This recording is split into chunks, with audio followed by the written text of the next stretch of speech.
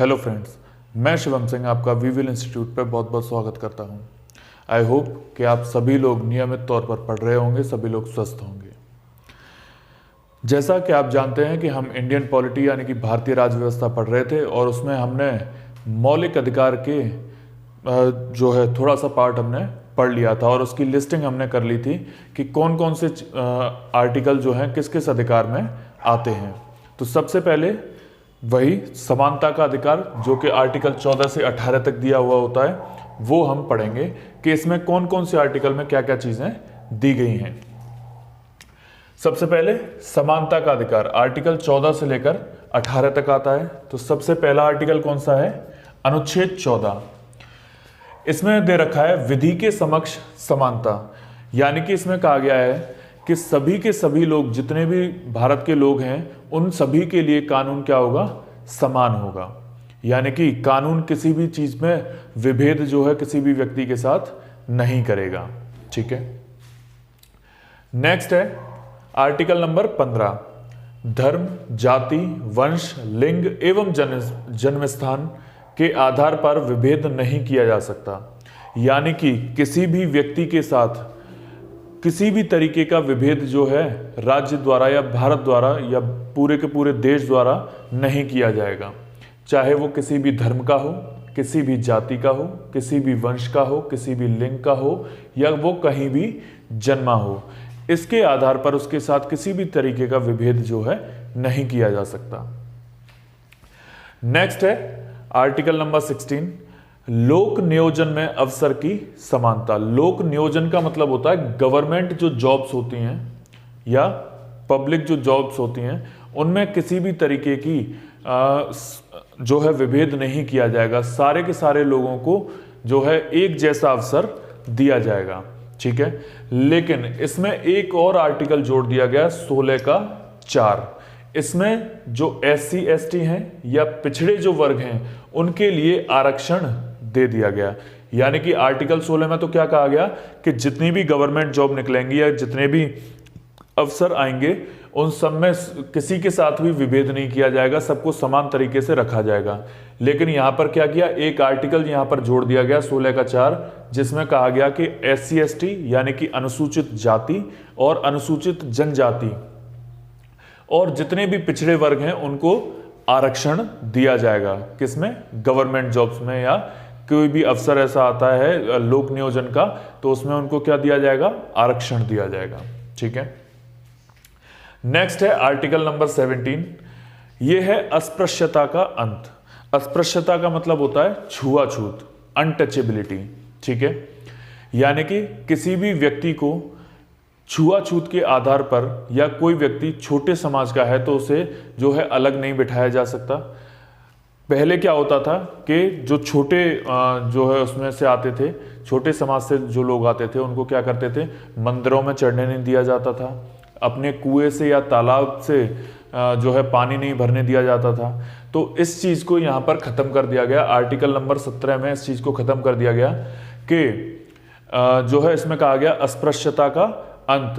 यानी कि जितने भी व्यक्ति हैं जो छोटे समाज से आते हैं या कैसे भी कहीं से भी आते हैं, जिनको छुआछूत के आधार पर अलग किया जाता था, अब उनको अलग नहीं किया जाएगा। यानी कि वो लोग जो हैं स्कूल्स में भी आ सकते हैं, तालाब है, कुआं है, नल है, वहां से पानी भर सकते हैं, मंदिरों में जा सकते हैं, उन्हें किसी भी आधार पर अलग नहीं किया जा सकता या उन्हें रोका नहीं जा सकता। ठीक है।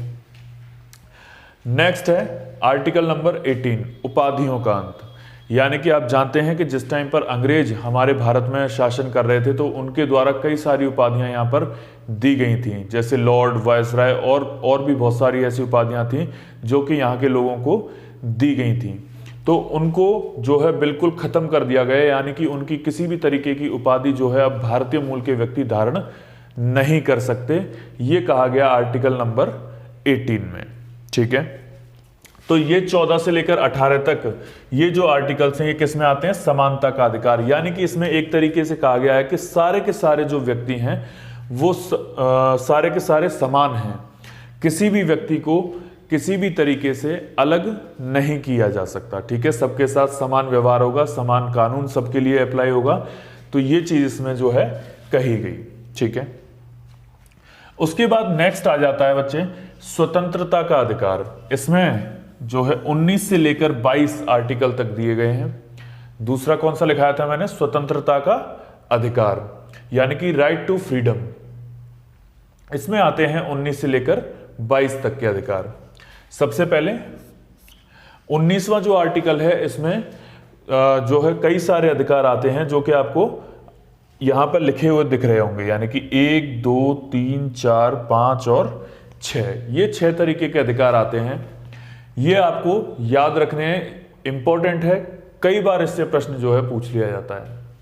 सबसे पहला 19 का, भाषण देने, विचार रखने, जानने तथा प्रेस की स्वतंत्रता का अधिकार, यानी कि आप कहीं भी भाषण दे सकते हैं, अपने विचार प्रस्तुत कर सकते हैं। आपको कोई चीज जाननी है तो वो आपका अधिकार है कि जैसे मान के चलिए कि आप किसी गवर्नमेंट ऑफिशियल में गए या गवर्नमेंट ऑफिस में गए, तो वहां पर आपको जानने का अधिकार है कि अगर मेरा ये काम नहीं हो रहा है तो वो किस वजह से नहीं हो रहा है, तो उनकी जिम्मेदारी है कि वो आपको बताएंगे। ठीक है। नेक्स्ट है प्रेस की स्वतंत्रता, यानी कि जो मीडिया होती है उसको जो है इसमें फ्रीडम दी गई है कि वो कहीं भी जाकर कोई सवाल जो है कर सकती है। ठीक है। नेक्स्ट है 19 ख।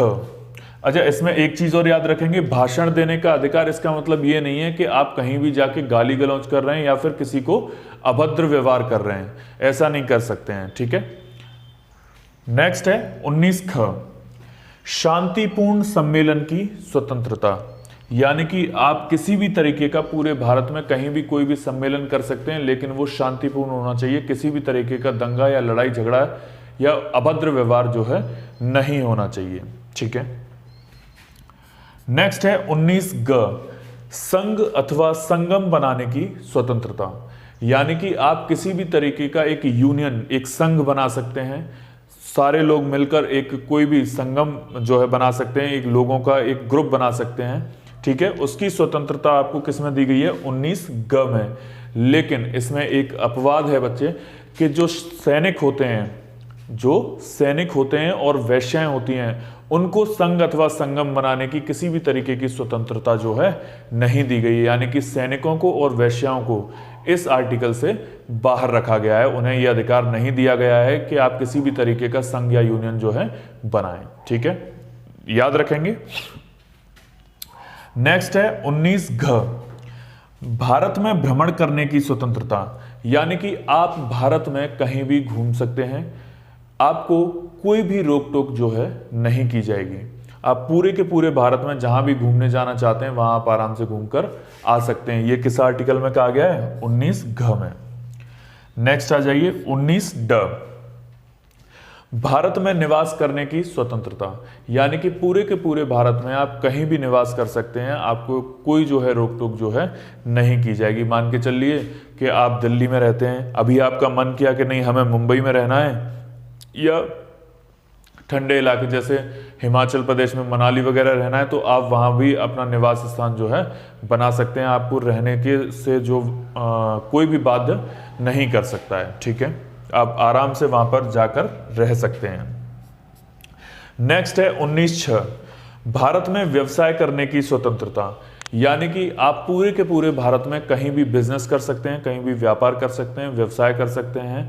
आपको किसी भी तरीके की रोक टोक जो है नहीं की जाएगी, लेकिन वो जो व्यापार है वो विधिवत होना चाहिए। ऐसा नहीं कि आप ड्रग्स का व्यापार कर रहे हैं या असलों का व्यापार कर रहे हैं, ऐसा नहीं कर सकते हैं। वो व्यापार जो है विधिवत होना चाहिए। ऐसा व्यापार जो है आप भारत में कहीं भी कर सकते हैं। ये जो 6 हैं, 1 2 3 4 5 6, ये इंपॉर्टेंट हैं। 19वें आर्टिकल में ये आते हैं और सारी की सारी जो है कई बार एग्जाम्स में जो है इनसे प्रश्न पूछे गए हैं। ठीक है, नेक्स्ट आता है बच्चे आर्टिकल नंबर 20, यानी कि अनुच्छेद 20, दोष सिद्धि के संबंध में संरक्षण। इसमें क्या दिया गया है, दोष सिद्धि के संबंध में संरक्षण, यानी कि आप कोई भी अपराध मान के चलिए कर देते हैं और उस अपराध की सजा आपको मिल चुकी है एक बार, यानी कि आपने कोई भी ऐसा कृत्य किया जो कि असंवैधानिक है और उसकी सजा कोर्ट के द्वारा आपको मिल चुकी है, तो यह आर्टिकल आपको यह प्रावधान करता है कि उस अपराध की जो सजा है वो आपको दोबारा नहीं दी जाएगी, या फिर दोबारा अगर दी जा रही है तो उससे आपको बचाव का प्रावधान जो है ये आर्टिकल देता है।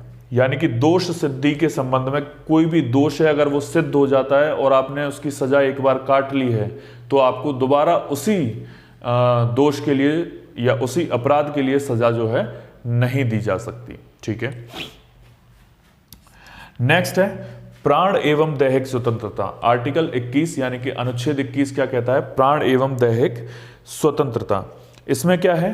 आपका जो है विदेश जाने या भ्रमण करने की स्वतंत्रता है, राइट टू प्राइवेसी, निशुल्क विधिक सहायता का अधिकार, यानी कि मान के चलिए कि आपके पास आपने कोई अपराध किया और अपराध करने के बाद आपको पुलिस ने पकड़ लिया और आपके पास कोई भी वकील नहीं है, आपके पास कोई भी वकील नहीं है, तो पुलिस या सरकार का ये प्रावधान है कि वो आपको क्या कराएगी? एक वकील मुहैया कराएगी, एक वकील आपको देगी जो कि आपकी तरफ से आपका केस जो है लड़ेगा। ये हमारा क्या है? मौलिक अधिकार है। यानी कि आप कह सकते हैं कि हमारा ये मौलिक अधिकार है, हमारा ये फंडामेंटल राइट है कि हमारे पास कोई वकील नहीं है तो आप हमें वकील एक मुहैया कराइए या वकील हमें दीजिए जो हमारा केस आगे लड़ सके।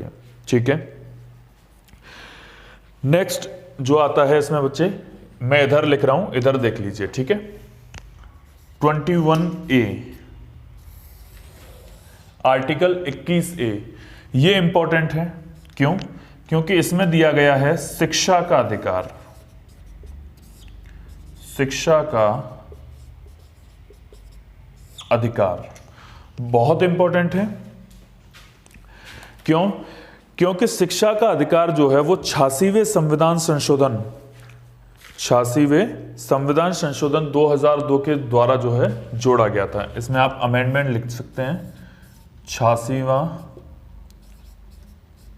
संविधान संशोधन 2002, यानी कि 86वें संविधान संशोधन के द्वारा 21A एक आर्टिकल जोड़ा गया जिसमें कि शिक्षा का अधिकार दिया गया है और इसमें कहा गया है कि 6 से 14 वर्ष तक के जो बच्चे हैं, 6 से 14 वर्ष तक के जो बच्चे हैं उनको निःशुल्क शिक्षा जो है सरकार द्वारा दी जाएगी। और आप जानते भी हैं जो सरकारी स्कूल में बच्चे पढ़ते हैं उनको बिल्कुल निःशुल्क शिक्षा जो है दी जाती है। ये किस संविधान संशोधन के द्वारा जोड़ा गया? 86वें संविधान संशोधन 2002 के द्वारा ये आर्टिकल जो है जोड़ा गया था। ठीक है, याद रखेंगे। और लास्ट जो आपका आर्टिकल बचता है बच्चे वो है, ये मैं यहां से मिटा रहा हूं। ठीक है, थोड़ा सा आई होप आपने लिख लिया होगा या स्क्रीनशॉट ले लिया होगा।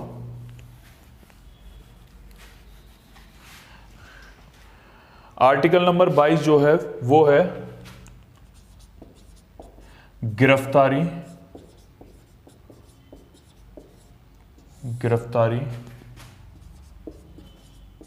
एवं निरोध से संरक्षण।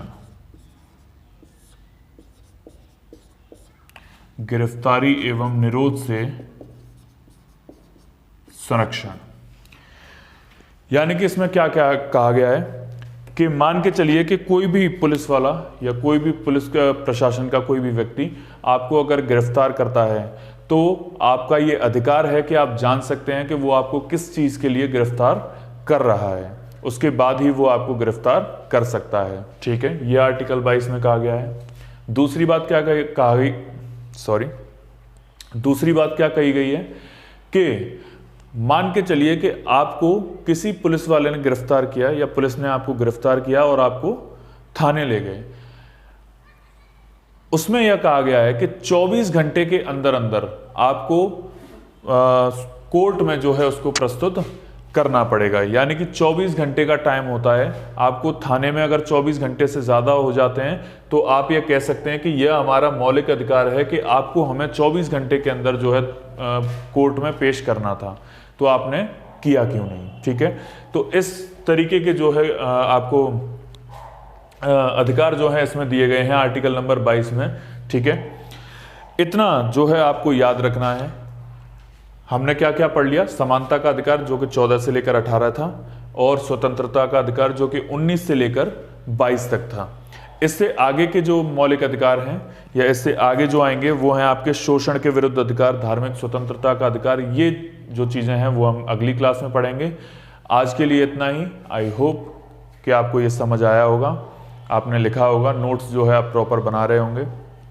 अगर समझ आया है तो वीडियो को लाइक करें, शेयर करें और सब्सक्राइब जरूर कर लें चैनल को। आज के लिए इतना ही। धन्यवाद। आपका दिन शुभ हो।